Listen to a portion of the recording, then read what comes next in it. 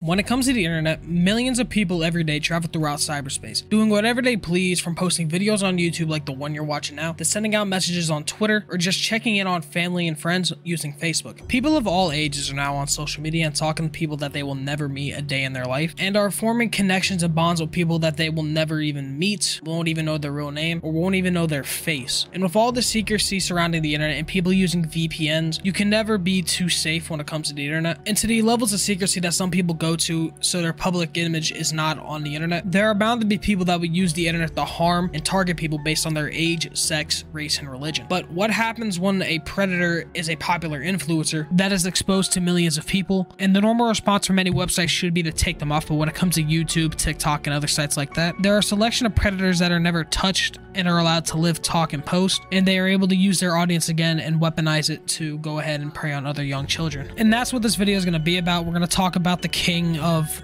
the protected predators here on YouTube, in my opinion, and the fact that he has been exposed many of times for engaging with minors in sexual talks and using and exploiting mental health to make sure that they don't tell people. And we're also going to talk about how YouTube claims to be wanting to protect these communities, but those claims go out of the window when it comes to this creator. On January 7th, 1995, some events happened that day. From the professional chess player Harry Golbenek dying, to the Passion being closed at Plymouth Theater in New York City. And then the birth of one of the most influential creators to live is also being born on that day, and he was given the name of Craig Thompson, or better known as Minilad. Minilad was born in the United Arab Emirates in the city of Dubai, a city that is known for its deserts,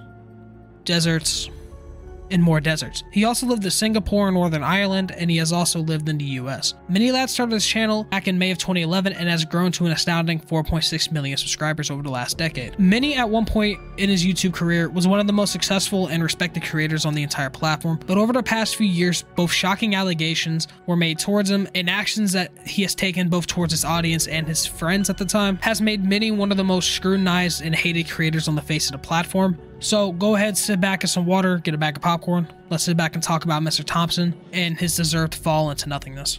I want to say thank you all for the recent support on the last couple of videos, and thank you for 800 subs. Like, that was an end of June or July type goal, and we got it in April. It's wild. Y'all are really changing my life with stuff like this, so I just want to say thank you from the bottom of my heart. My new sub goal is going to be 1,000 before the end of the year, so if you want to help me with that, go ahead and subscribe down below. I'm going to try some new editing styles in the next couple uploads. I won't be uploading Saturday, but there should be one out Sunday. So if you guys like the new editing style on this later videos, just let me know in the comments, okay? Well, let's get into it. Minilad used to be a part of the Vanoss crew, a group of popular creators with millions of subscribers between them, and eventually he left the group because he wanted to be his own creator. I'm also breaking off into a solo YouTuber because it's a lot more fun.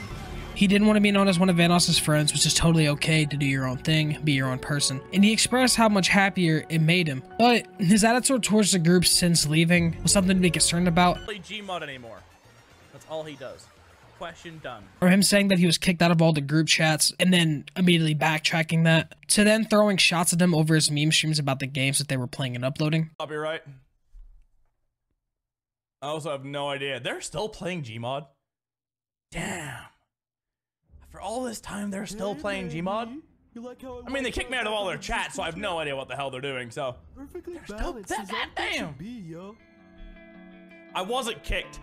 Oh my god, alright. So, just to clear up any drama, I'm going off and doing my own thing. And then I saw her face! Alright.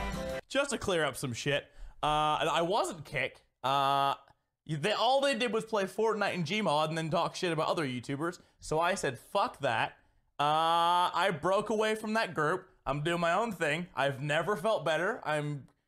My community's stronger than ever. I'm pulling more views than ever, and I'm personally a lot more happy as a human. And the biggest one between him and the group was his altercation with Terrorizer. Through a tweet that Terrorizer came out with, pretty much exposing that Mini was lying in his own tweet about it, with the response of, "My dog just died." That's what Minilad said. Terrorizer's response was, "Craig, my dad just died," and that doesn't give me an excuse to mistreat others. But after the back and forth on Twitter between Terrorizer, Minilad, and Nogla, just everybody going back and forth there, it was kind of like a chicken fight. This right here was the first major hit to Minilad's reputation before the biggest scandal of his career would come out.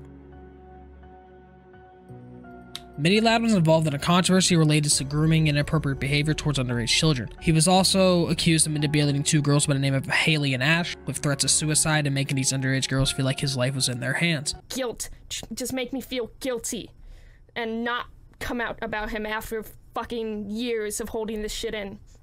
Just years of holding this shit in and being so terrified of just what he would do to himself. And I felt like his life was in my hands. I was 16, 17. Just a young fucking girl with her own fucking problems who felt responsible for another person's life because I was scared. I was fucking scared, and he knew that. He took advantage of that, and I'm ashamed. I'm really ashamed. And with the continuation of abusing mental health and suicide attempts to keep these girls from exposing him for the monster that he truly is, and when these girls were talking about exposing him, he used another girl to try to talk to him and just say, well, mention my suicide attempt. See, is his tweet. I'm gonna show the screenshots. Again, this is from someone I will not name, but this is at the time where she thought she was helping Craig because she was also a victim of his manipulation, and he would use suicide attempts on, like, telling her he wanted to kill himself to keep her quiet, and she decided to share with me these screenshots, and it's a very brave thing to do, and I'm gonna respect her privacy by not naming who she is.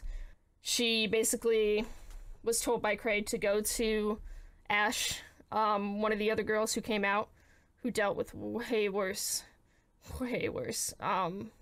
to keep them quiet, and then telling them that if they would to come out, they'd be killing thousands of people who look up to him. Just how, if Ash ever came up about this, she would be the person who's responsible for killing thousands of people, because of, if people found out who he was and fans who count on his videos found out about him, they would kill themselves. How much of a fucking massive ego can you have? How much of a fucking disgusting human being can you be? And that right there is just messed up. We can also confirm that these girls were underage when he actually made contact with them, and he was extending explicit pictures to these girls underneath the umbrella of mental health. He even admitted to it and then fled the country. He claims that it wasn't for that, but as soon as you get exposed, you run to another country. I don't know. It could have just been coincidence, but I don't think so. And the fact that he admitted to sending these pictures to kids and using his mental health to keep people silent and then admitted to it in the past, it's just messed up. He has also been proven to lie, and he uses manipulation of mental health to make himself look like the victim. You can see in his apology video where he spins a narrative to make him look like he was mentally unstable, didn't mean to do it, and that he doesn't deserve any of the consequences. But after telling somebody that if they come out about the abuse that they have received and telling them that it'll kill thousands of people, that doesn't sound like somebody who is underneath a mental stress like that. It's more saying like, hey, I know what I did was wrong, just don't come out about it. He is actively manipulating people. The actions of YouTube throughout the entire thing have just been very sad. The fact that he is still on the platform and he has an audience of millions of people and he is still talking to people is kind of crazy. He needs to be looked at and addressed in further detail by YouTube, I believe. Neil Mohan, you need to make this decision. The fact that he is still able to talk to the audience that he has built up and use the power to abuse is just sick, and the fact that he can still get away with this needs to be addressed in further detail from somebody else. I am still in the belief, and I believe many others are, that Mini Lad should have been banned after this came out and after him admitting to it. The fact that YouTube doesn't do it, and over the years it's just kind of proven that he is the protected predator.